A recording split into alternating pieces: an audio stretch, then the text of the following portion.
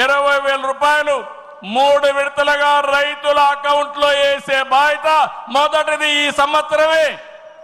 కేంద్రం ఎప్పుడేస్తే అప్పుడు వేస్తామని చెప్పి కూడా నేను మీకు తెలియజేస్తున్నా. ఆగస్టు 15న మా ఆడబిడ్డలకు శుభవార్త, ఉచిత ప్రయాణ సౌకర్యం కూడా ఏర్పాటు చేస్తున్నామని ఈ సందర్భంగా అనౌన్స్ చేస్తున్నాను.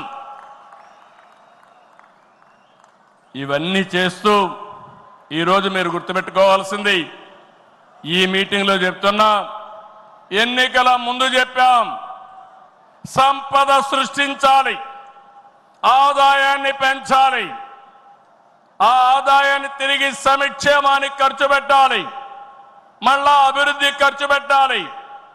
ఇదొక సైకిల్ కింద ప్రజల్ని శాశ్వతంగా ఎంపవర్మెంట్ చేసే కార్యక్రమానికి శ్రీకారం చుట్టాం. ప్రతి ఒక్క వ్యక్తికి రాష్ట్రంలో ఒక భద్రత ఇవ్వడం మన బాధ్యత.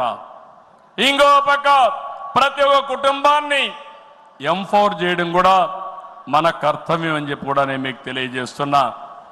దీనికి టెక్నాలజీ ఉపయోగిస్తాం.